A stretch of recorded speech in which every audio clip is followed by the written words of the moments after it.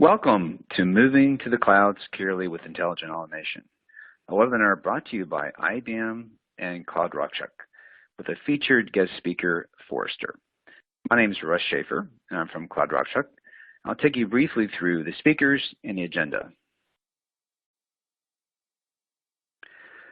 Our presenters will be Jim Comfort from IBM. He's the IBM Cloud General Manager and Chief Technology Officer. Then we'll have Forrester speaking, Andres Cesar, who's the Forrester Vice President and Principal Analyst for Security and Risk. And then we have Sesh Murthy, Cloud Raxak Co-Founder and Chief Technology Officer. In today's webinar, we'll cover 4 key areas. One is Cloud Trends and Solutions, where Jim will get up and talk about IBM's view on what's happening in the cloud. Second will be Forrester talking about how automation is critical to cloud workload security and needs to be built in. Third, Sesh will get up and talk about automated cloud security compliance solutions and how that benefits enterprises. And then we'll wrap up with a summary and a question and answer. Now let me turn it over to Jim. Thank you, Russ, and I appreciate the opportunity to share our views with the audience, as well as to look at the collective space around security in the cloud with Forrester and Cloud Raxak. We look, and I think many people realize this now, but cloud has moved very, very quickly over the last few years from what started as a cost discussion, became a developer productivity innovation discussion. But in reality, the motivation and what's happening across the market in total is digital transformation in every industry that we see, and the disruption that cloud can provide to either allow incumbents to completely change their business models or to have new entrants with dramatically lower barriers completely reshape industries. The common thread across all of this is making sense and moving with data as collected in near real time and largely with a mobile or distributed workforce. The insights and the value of those insights is central, and you see this around the whole analytics and data side. But what really is changing is so much of the cloud capability is exposed and defined by APIs that are both ubiquitous in their availability and their accessibility, so that any developers can use capability all around the globe nearly instantaneously. And this shift from it's a cost and technology discussion to it's a business model discussion, that's central. And I always tell people, if you have a cloud strategy, it must be framed in business terms with an agility dimension that cannot be solved the way you're operating today. That's what really defines the transition. And there are examples in every industry. We picked out a few. The example around Airbus is completely re-engineering the entire supply chain around maintenance, both the visibility to parts, capability, where they are, what needs repair, what needs maintenance, where the supply to do that is, where the people are. They're completely re-engineering end-to-end the supply chain and the maintenance life cycle, and quite frankly, their business model, because they're providing a completely different service around the aircraft in the airline industry and around aircraft maintenance that very few of their competitors can actually match, given the end-to-end integration that they've done. The Delhaize Group is, again, similar. Weather is a classic example. A lot of what they do is in the food industry, but using weather data and all types of data to predict real-time inventory needs has, again, dramatic influence on supply chain, how to stage capability, how to do predictive analytics to know what needs to be where, when. And all of this is tying in, through APIs for the various services and insights, through cloud-based analytics to derive the insights, and through, again, their own APIs and capability to drive commands and responses to what they see. And finally, Citi. Here again, these are 3 established enterprises all transforming themselves. Citibank is completely re-engineering their interaction with clients and their mobile experience.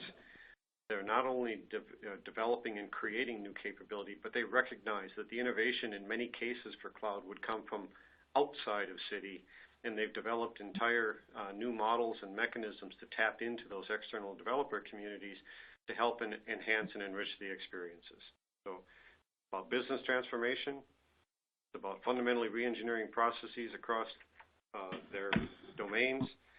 And then that leads us into the 4 guiding principles with which IBM talks about cloud. One of those is choice with consistency.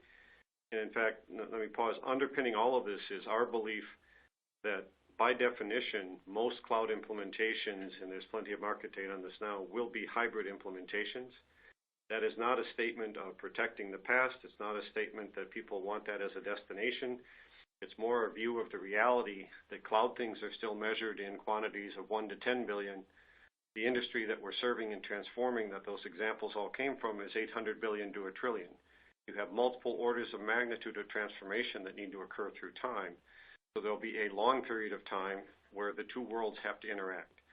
The concept of choice with consistency says if your choice in this new world is to work in, say, containers and have containers as your strategy, you need a way to work with containers both on-premise and off-premise, and when off-premise in anybody's cloud.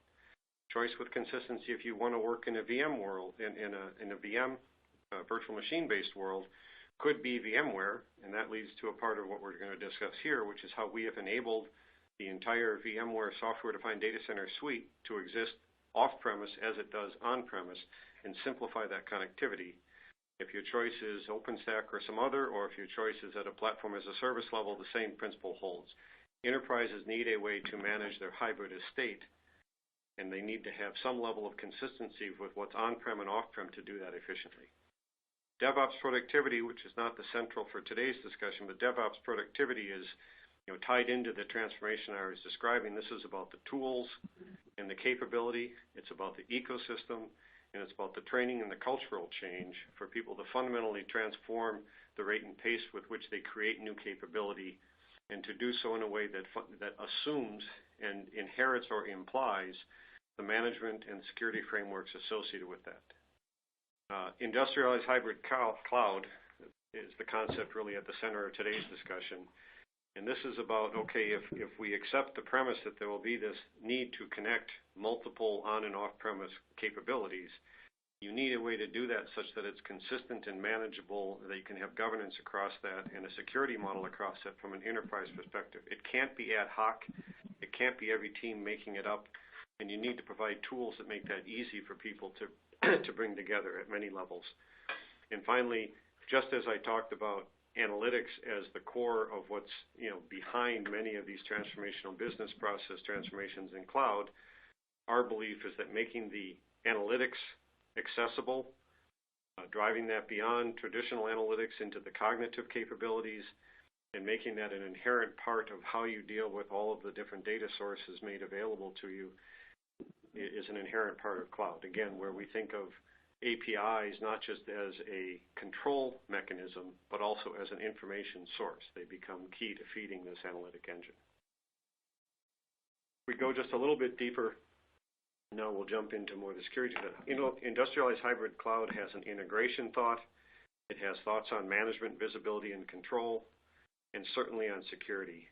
On the security dimension, again, in the last 3 to 4 years, and I work with many major clients, security has moved from a reason not to move or a barrier to cloud adoption to an engineering problem to be solved. And the reason it moves in that category is twofold. First, the whole reason to do this is business transformation. There's ample evidence, and we've done studies, the Institute for Business Value studies in our consulting practice that show that fast movers or aggressive adopters of cloud see 2x to 4x multiples on both top-line revenue and PTI improvement. That is an imperative for a client to move. If they're being disrupted by an external party in the financial services, you can all see what's happening with the fintechs. You can no longer say, I can't take advantage of this new capability, and that flips the security discussion from an excuse to an engineering problem to be solved. But we need to provide the industry with better tools. We need to provide them with more complete tools and visibility, and that's really what this discussion with both Forrester and Cloud Raxak is all about. And that ties down into the rest of the hybrid cloud discussion as well. So the challenge is, and I kind of touched on some of this, is, by definition now we accept there's a diverse set of platforms. Implicitly, they are incompatible as being defined today. And as you try and integrate that heterogeneous environment, you have tremendous cost and complexity. You have a wide range of data center options. There are a number of different tools, different networking, and more to the point today, no consistent approach toward authentication and access, no consistent approach to governance and the visibility required, and certainly no common approach to a security model. Enterprises will have security policies. What's interesting is most of their policies are written not as policies, but as implementations. And the real flip that a client needs to make on the security dimension is to recognize that they don't need to enforce their 10-year-old security implementation. They need to fully define their security policy and then have the tools that allow automated discovery, management, and enforcement of those policies, no matter where the workload is being placed internally or externally. That's really the crux of the problem that we're describing today. Finally, tie these two thoughts together. We talk about VMware. If your choice is work in VMs, if your choice of provider is VMware, a lot of enterprises have hundreds of millions of dollars of investment around VMware, VMware solutions, VMware orchestration, and they've defined policies. They need to extend that. Our work with VMware across IBM and VMware has been to make it very easy to deploy an identical environment off-premise as on-premise. It becomes a simple node extending the management framework that they have on-premise. You get all of the scalability in that hybrid footprint. It may not be on a seconds or minutes time frame, but most business processes are on hours, days, and months. You get that complete scalability of the VMware footprint. It's automated, it's seamless. Now we get into how do you make sure that the control and or the security policies are easily extended from on-premise to off-premise. These, again, first you need the policy, but second you need tools and it needs to be automated. You cannot operate and get the efficiencies in the cloud world if you're working in a purely manual process. This is really all about APIs. APIs are the crux of cloud architecture. You need to have your control policies and your management policies all work through those APIs and leverage that information and insight. What we're doing, both within IBM and within our partner and vendor ecosystem is making sure that we are bringing the best available tools to help accelerate this journey. Because the IBM role here is to help our clients transform their business. That was what I talked about at the beginning. That's what makes this cloud thing important to enterprises, and our role is to help accelerate that transformation for all enterprises, large and small, and to bring those tools to those enterprises. With that, I think I will pass it on to Anders Zer from Forrester. Thank you again. Thank you again for your time. Hi, everybody. This is Anders from Forrester. And just one second. Okay, excellent.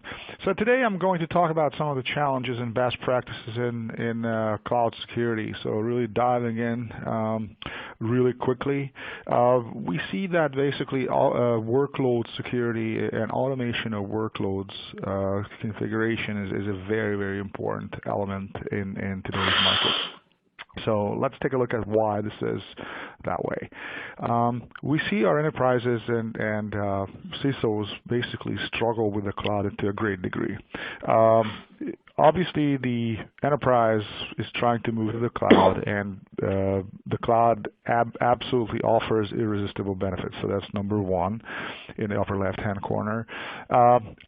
Line of businesses or LOBs, they procure cloud services. So a lot of times you see folks looking at organizations and CISOs kind of finding out that their company has just acquired some cloud service and they have no idea how to secure it. So a lot of line of businesses procure cloud services. They really bring in a lot of things in the cloud, both as platforms as a service, infrastructure as a service, or even software as a service, and nobody really understands what it is and what kind of data lives in it, and much less how to secure that data.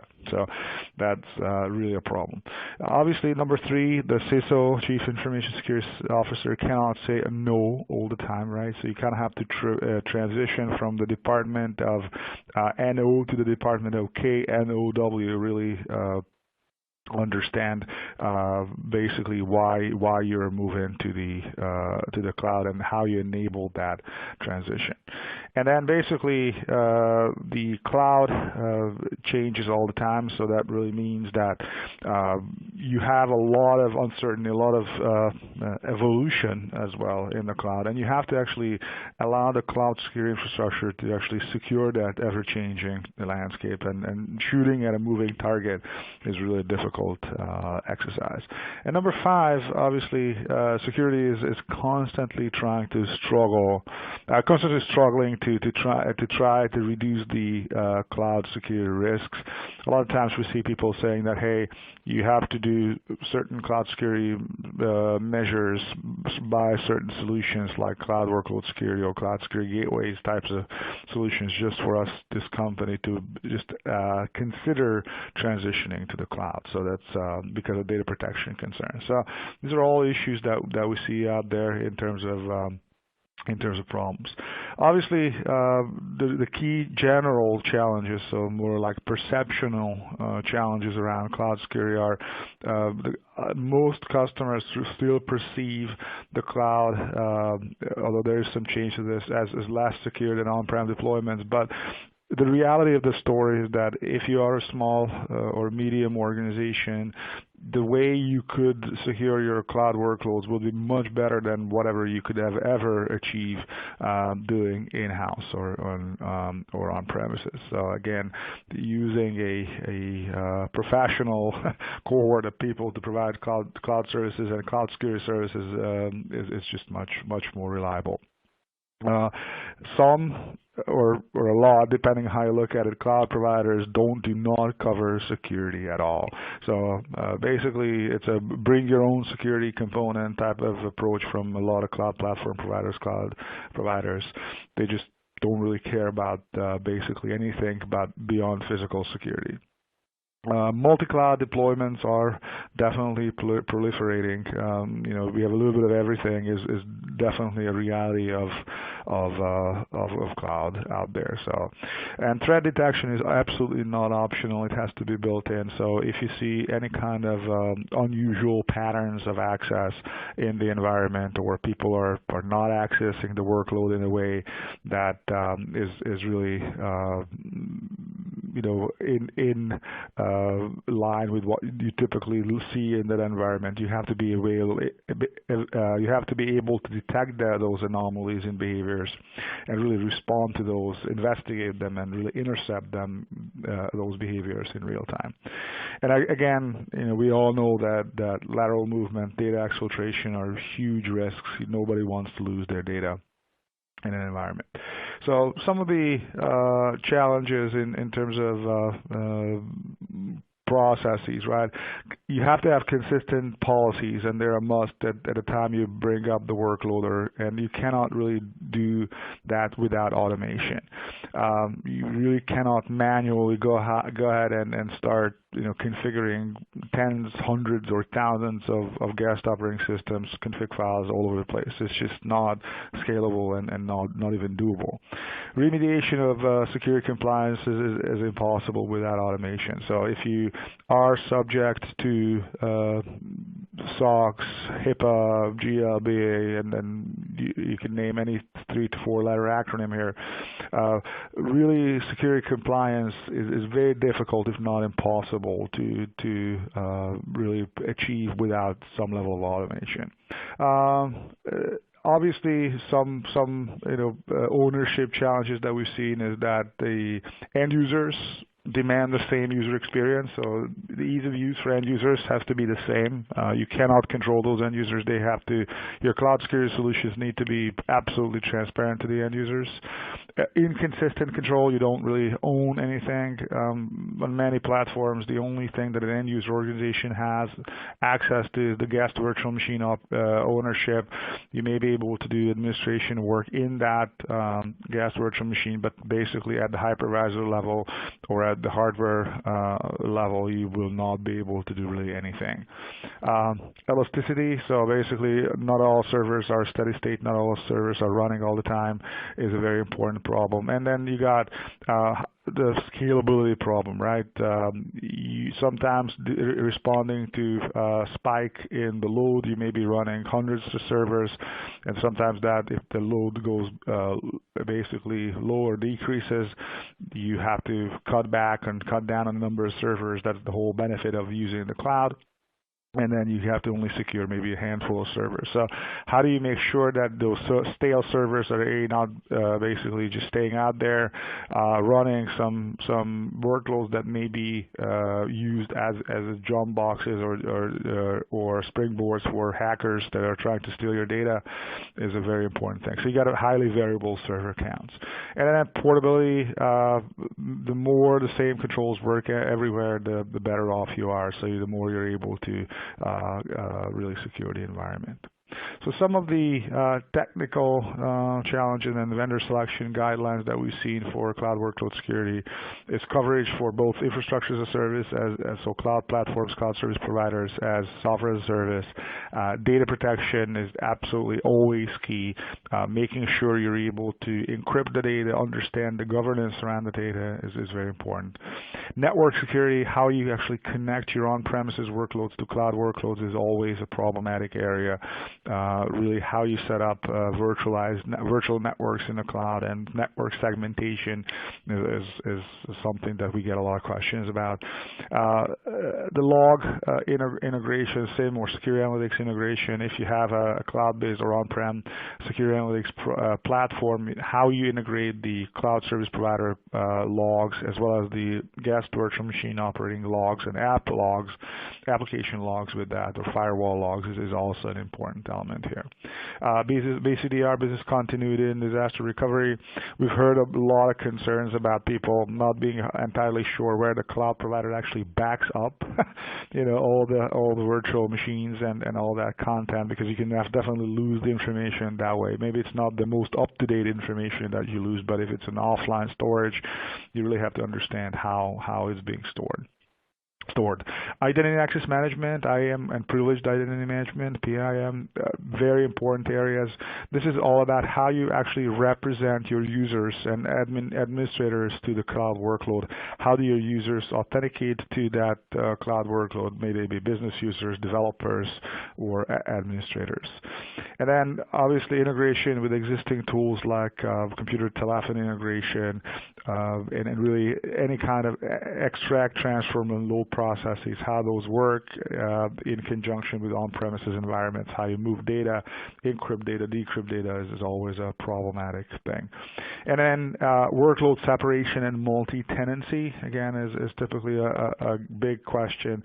How do you make sure that if you store data in the cloud, your data won't be visible to any other tenant in that application, A, and B, if you have a need to gather forensic evidence and forensic information, you are actually able to get to that data, because many times the cloud service provider cannot give you the data because it contains tags or information about other tenants in that workload. So again, it's definitely a problematic thing.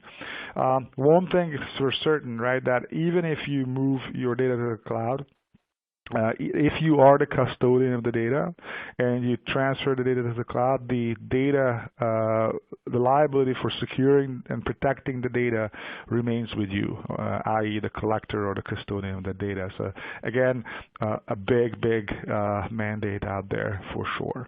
The way we see folks protecting the data, again, from the inside out, it's like an onion: discover and tag the data that you have. Then you have assess the risks around the data. encrypt the data on-prem, apply the identity context, the governance, who's supposed to access data under what circumstances, etc. Apply data leak prevention on-prem, so making sure that you don't expose sensitive information, credit card numbers, social security numbers, date of birth numbers, and so on. And then when you transmit the data, it has to be encrypted in transit and also encrypted at rest at the cloud vendor as well. So again, this is just a high-level overview of how we see people protecting the data. So the questions that we get, right, is from customers: do you have all your data tagged? Which is a fairly difficult exercise.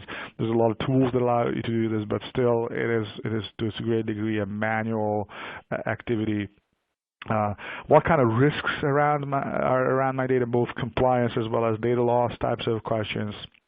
Are my compute and storage assets properly configured? Meaning, do we have the right level of configuration? Do we have the right levels of confidentiality, integrity, and availability around those assets? Are these data, these elements, these computing platforms, no matter what they are, virtual or physical, are they configured properly?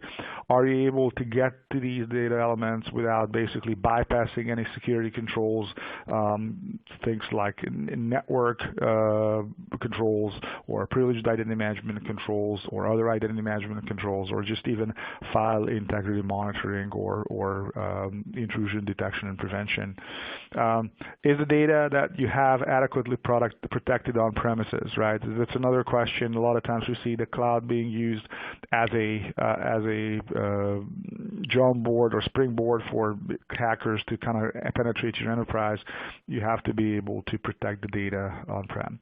How does the on-premises data rights management or enterprise rights management, DRM, ERM platform extend to your cloud provider and the data that the cloud provider houses? That is another series of fairly difficult questions to answer.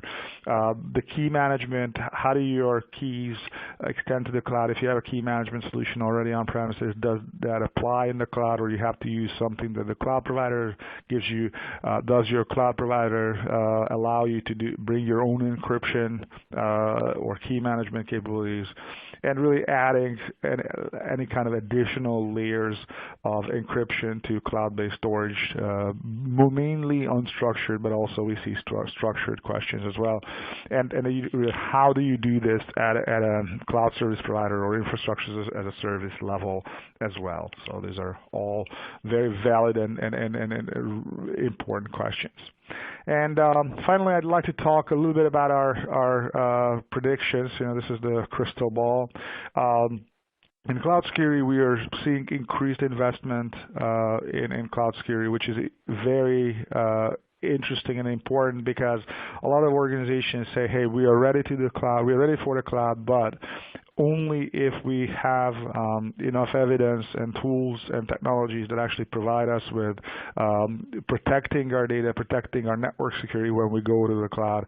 And really, we want to be able to do that with using products and services. So clearly, you would want to have tools that actually allow you to meet these requirements, and not just retrospectively or forklifting your existing enterprise on-premises security solutions to try to cover cloud workloads. Again, support for multi-cloud deployments. This is a little bit of, you have everything type of controls. You have more than one type of infrastructure as a service or platform as a service provider, how you cover this. Support for software-defined data centers and in terms of networking and ever-changing topologies is always a problem that we see from every single customer we talk to. The level to which you can count on an IP address being the same a week from now is really has decreased. So you really have to have a good understanding of how the software-defined network topology is actually set up and how it's changing for cloud security to work appropriately. You want to be able to find the workloads you need to secure before you can actually secure them. Again, supporting access of data in the cloud from mobile devices is a very important element. A lot of times we see customers asking us about the whole entire life cycle from all the way, maybe from a SaaS or infrastructure as a service app running a customized app, storing some data, how that data gets actually stored, transferred and stored all the way to the storage level in the cloud service provider's environment. Integration with DevOps tools for setup and build. We don't really see any more patching of cloud workloads. It's more of a building cloud workloads with the right level of patches and changes and the configuration file setups is what we see typically. So supporting DevOps process is a much more dynamic and faster cycle of bringing up machines is again going to be an interesting thing. Probably containerization support will play a huge role here as well.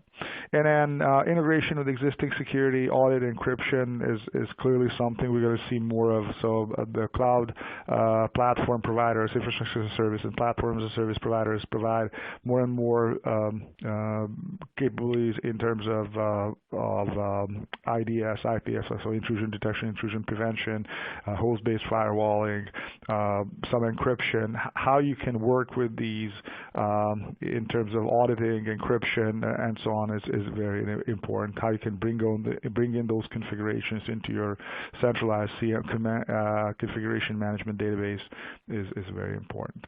Heuristics, machine learning, and secure user behavior analytics or entity behavior analytics is a very important thing.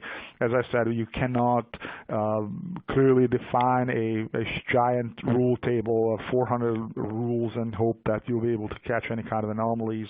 Instead, you want to look at normal user behavior, normal entity behavior, how one application calls another, how workload gets started and stopped, and if you see any kind of anomalies in that activity, then you alert your incident response team and try to intercept and stop that suspicious activity. We see infrastructure as a service vendors obviously getting into the game of cloud security, inspecting configurations, understanding really what has changed in the environment, what config files have changed, collecting more logs and information is definitely on the radar of most vendors' roadmap plans. And really logical separation of environments, so basically tagging and separating environments such as development, user acceptance test, staging, and production environments in the cloud is also an important thing to do. We see a lot of organizations really wanting to move their entire data center to the cloud, but before they can do this, they really have to have this separation of environments in the cloud. So with that, I'd like to conclude my part of today's presentation. Thank you, Jim and Andres, for clearly describing why it's critical to automate security compliance. Jim talked about how enterprises like Delhaize, Airbus, and Citibank look to transform their businesses by cutting costs and reinventing their business processes on the cloud. The IBM Cloud, with its high level of automation and choice, including the hybrid VMware Cloud, is an ideal choice for these workloads. Andres talked about the challenges with managing cloud security and why it's critical to automate security compliance. So they pointed out three things. One is scale on the cloud has changed. We previously used to have thousands of VMs, and now we've gone to hundreds of thousands of VMs. VMs used to last as much as 6 years in SO, strategic outsourcing, and now they last less than 3 weeks. Manual security, like Jim pointed out, will not work in this kind of an environment. It's expensive, it's error-prone, and it's slow. So you, like Andres pointed out, you need to automate the applying of a security profile from the creation of the assets to the end of life. And like Andres pointed out, you need to automate remediation to minimize drift.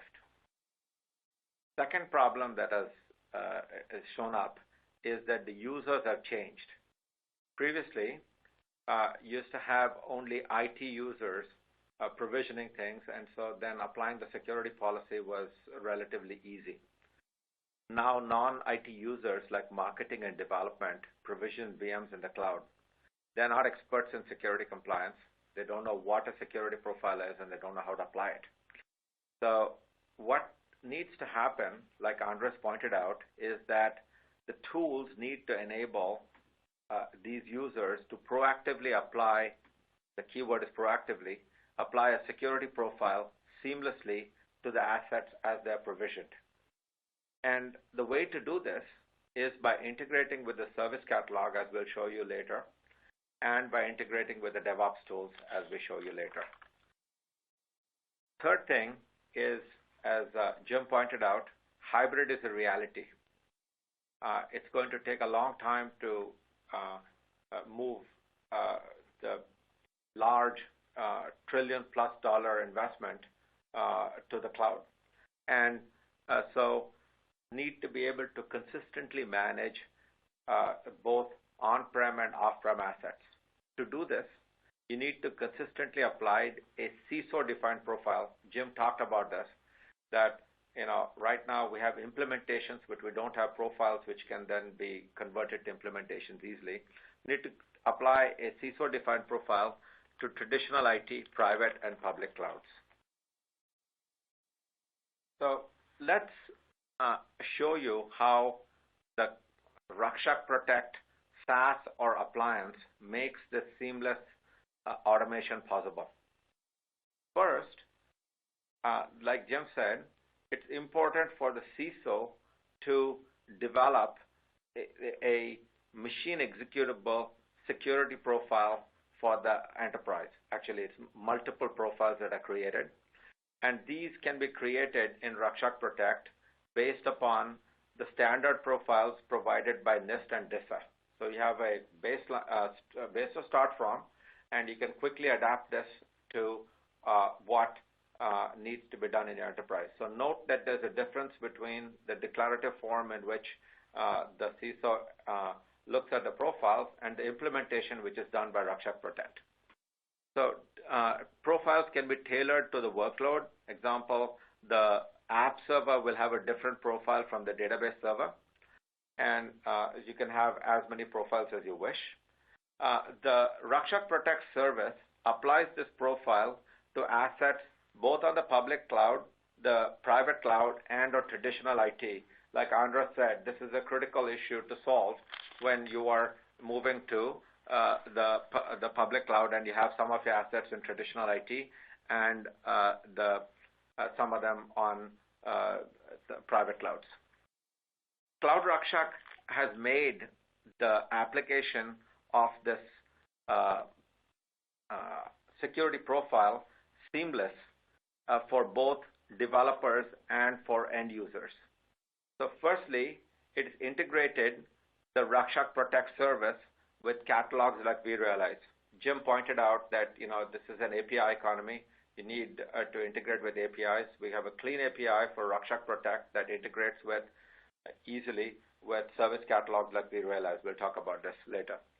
Similarly, so actually expanding on that, the catalog item that's in the catalog is now a composite service that provisions the item with a call to the public cloud or the private cloud, and then makes it compliant with the CISO-defined profile at the time of provisioning, and then periodically checking and remediating the findings as they occur.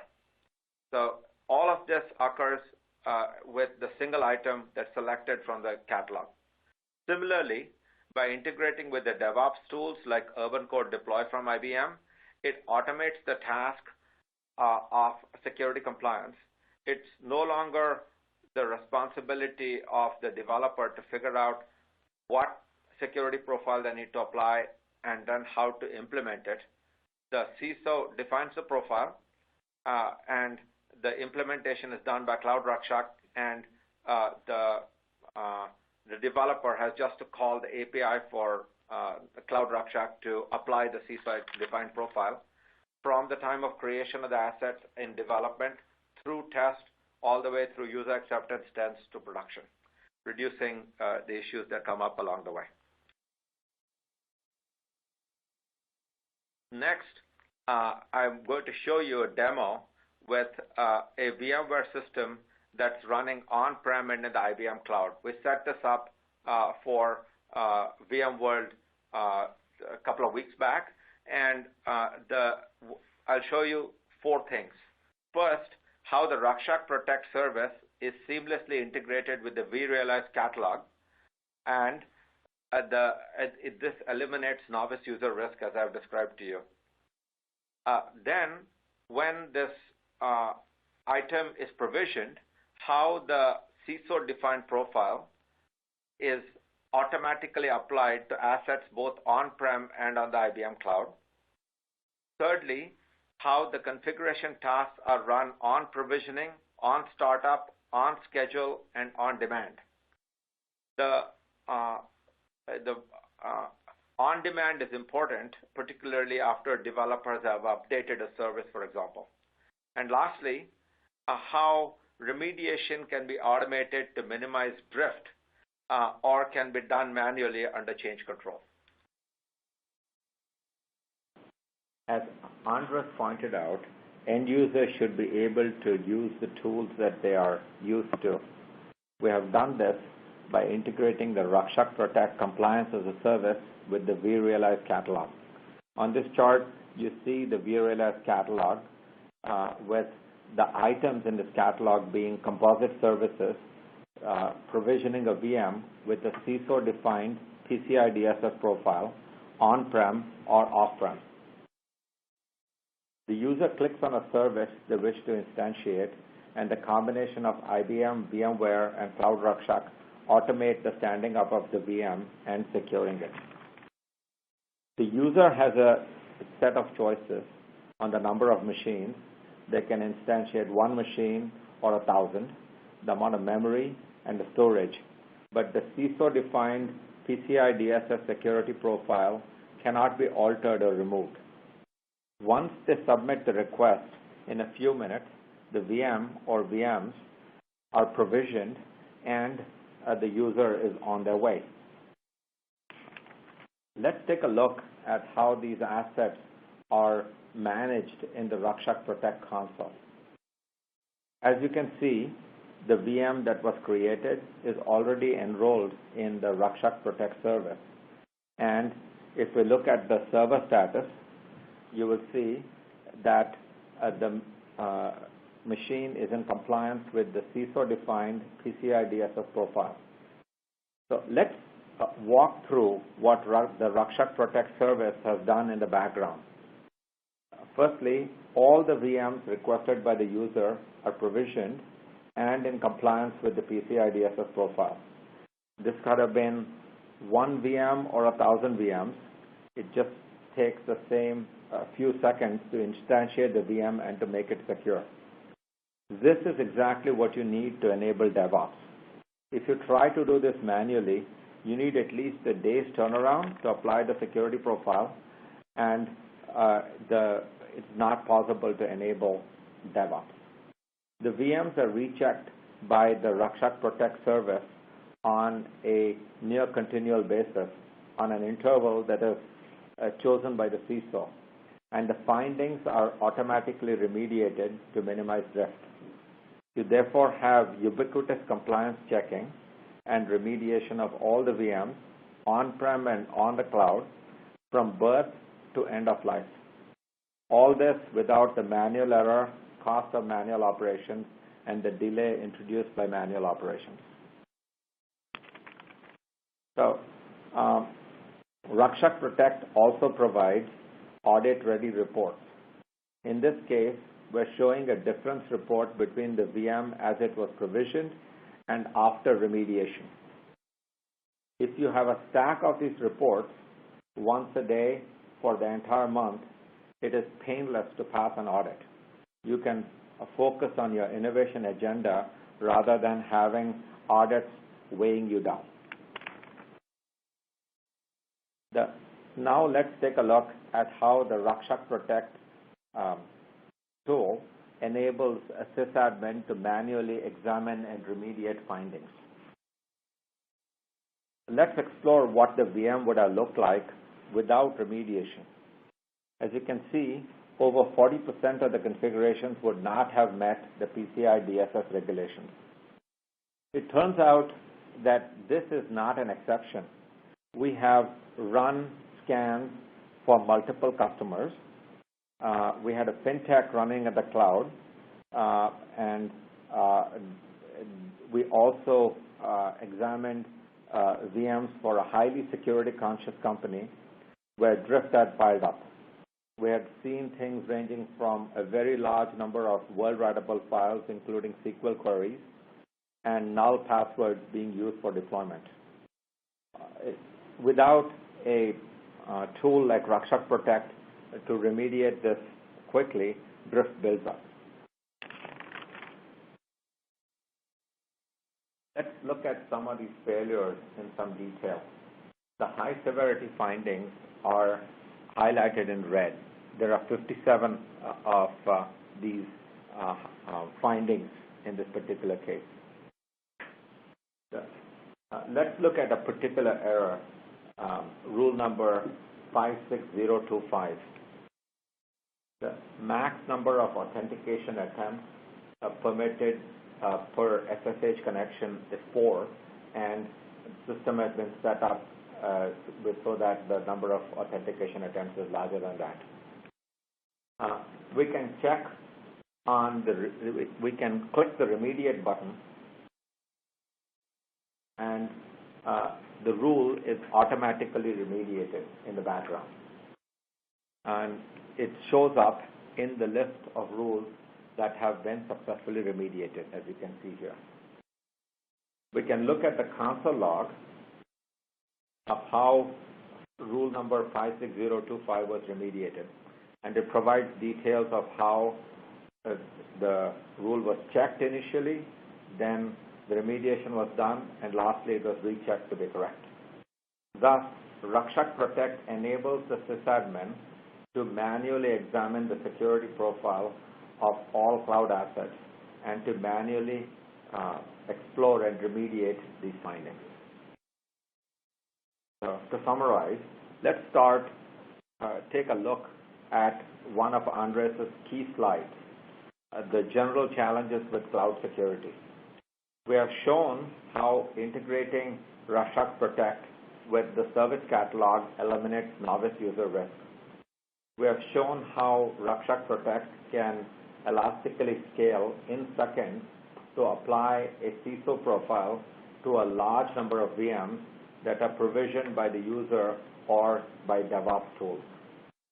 To Andres' last point about portability, Raxak Protect applies a profile to off-prem, on-prem assets on multiple public clouds.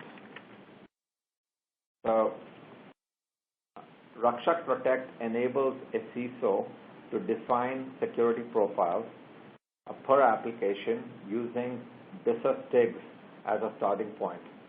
We provide support for PCI-DSS, HIPAA, and FFIEC, among other regulations. The assets are checked against this profile on a near continual basis. Findings can be auto-remediated to reduce drift.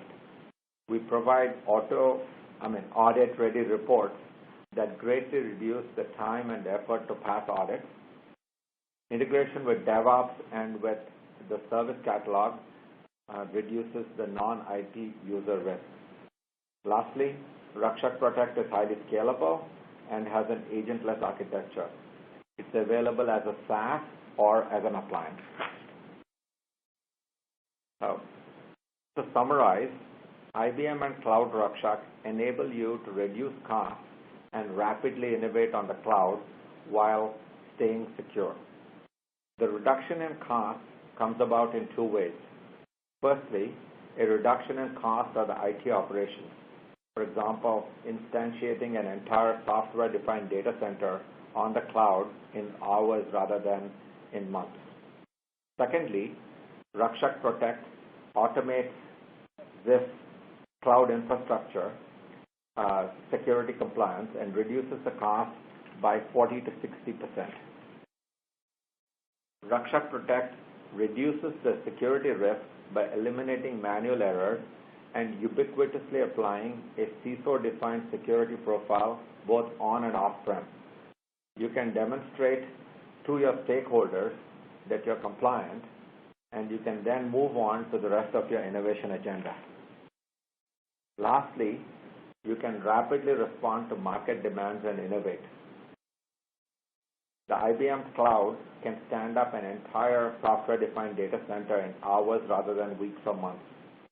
Raxak Protect enables you to seamlessly insert security compliance into the DevOps process using this cloud.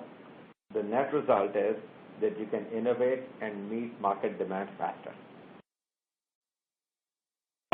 Thank you, Sesh, Jim, and Andras for the insights you provided. Now let's start the question and answer session. I remind everybody about our speakers, and please post your questions in the Q&A window so I can get them and share them with the rest of the audience. All right, first question coming in for Jim. Based on your experience with IBM customers, how does security compliance impact the cost of operating in the cloud? Thanks, Russ. I mean, all of the operations as people try and establish their hybrid cloud scenarios, they need to modify the operations.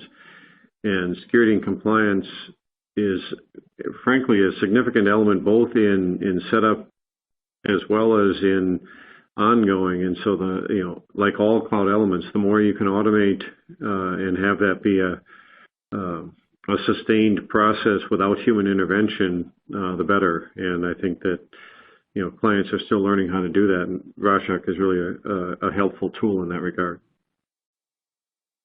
Great, thanks, Jim.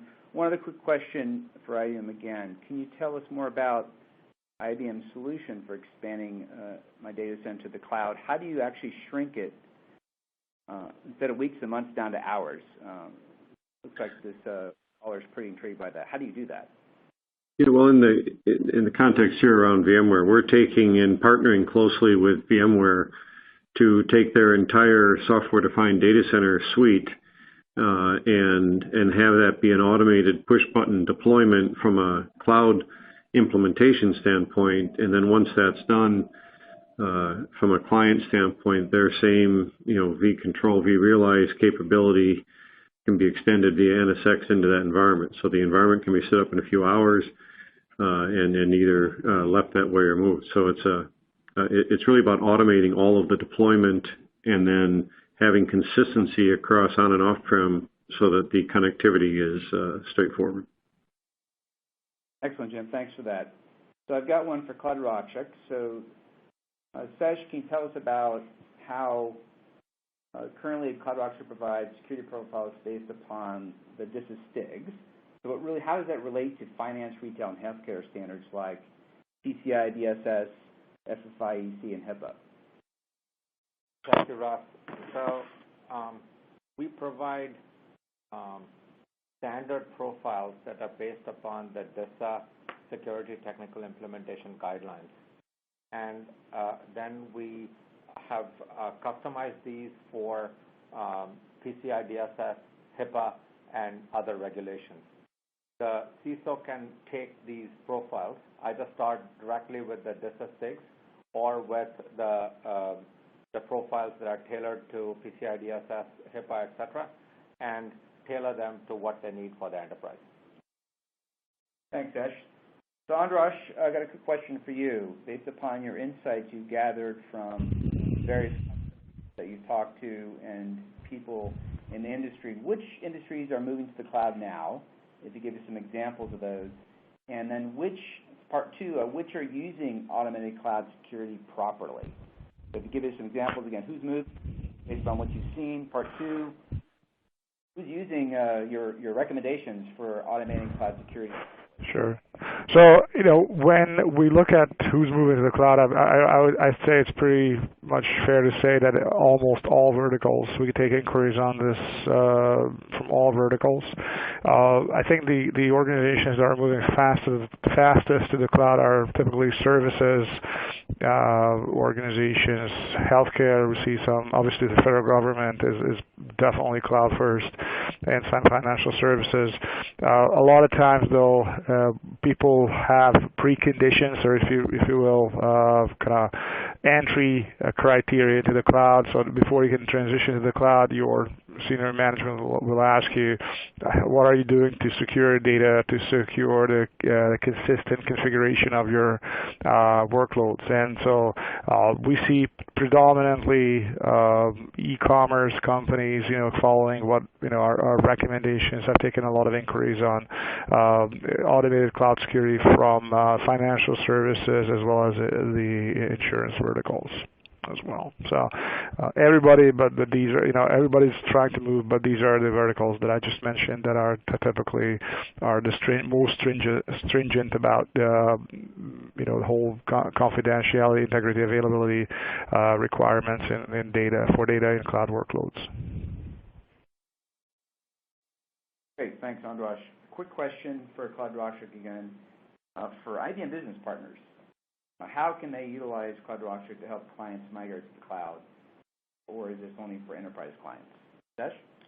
That's a great question, thank you.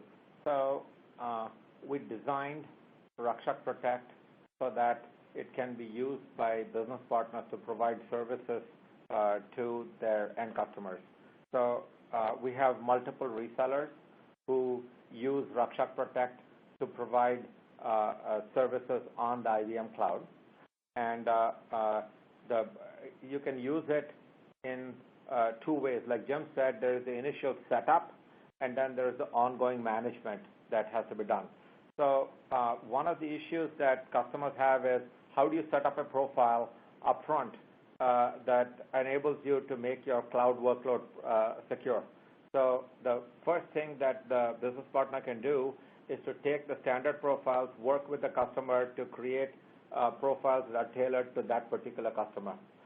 Then Raxak Protect enables the customer to use these profiles in their ongoing operations, and the business partner can provide support for the usage and for the ongoing maintenance. So this we'll be very happy to support IBM business partners on this. Thanks, Ash. One other quick question about sort of operational. Cloud security compliance was mentioned in the webinar, was discussed more in the form of a SaaS. Can you tell us more about if I've got a data center that needs to be locked down and can't have outside access, how do I utilize your service? Is it available as an appliance? Yeah, so Raxak Protect is available both as a SaaS and as a software appliance that can be set up in the customer's data center. In both cases, the experience of the end users and the sysadmins is identical. The demo that we presented earlier was of an appliance in a VMware environment that was set up the way you described, where there was no external access allowed in. So we had set it up, Raxak Protect, as a software appliance that did the integration with the Industrialized catalog and with the other tools inside. Got it. So another question just came in here. Is there a trade-off in availability in a failure-prone environment by enforcing the profiles on security? Sesh, you want to take that one? There should not be, actually. So many of the configurations are actually meant to help you to ensure that you don't go down. So that's considered part of security. So if you take a look at the statistics, they talk about how you should enable your application to be the backups and other things along the way that are required. So I don't see any conflict between high availability and the security. In fact, you can expand the list of configurations that you check and set to include what you need for high availability. Maybe a follow-up question that would be around the agent versus agentless, right? So how that affects performance. That might have been part of this question. So can you comment just briefly on that? We talked about it earlier, but that's sort of, I think, a follow-up or maybe a connected question to this one. That's an excellent question. So we did not talk in detail about agent versus agentless, but in our experience, we have found 3 issues with embedding agents in customer workloads. The first one is that agents are insecure. You can have nation states and criminal enterprises create a catalog of break-ins for these agents and use them to compromise the workloads. But if you look at just from a management point of view, agents interfere with the workloads on top. They take compute resources at unexpected intervals, and lastly, they interfere with the management. So if you need to change an agent, then you have a nightmare on your hands. For these reasons, we have decided not to use agents in Raxak Protect. Our architecture is completely agentless, and it enables us to come in from the outside and check the status of the compute assets. Great. I think that wraps up our Q&A section because we're at the top of the hour. We want to respect everybody's time. Thank you very much for attending the webinar. This will be available on demand for you to be able to get it and watch it again. And I've put a slide up on the webinar for you to see the resources so you can connect with us for further questions or more information about any of the solutions we talked about today or getting more insights from Forrester. Thank you again.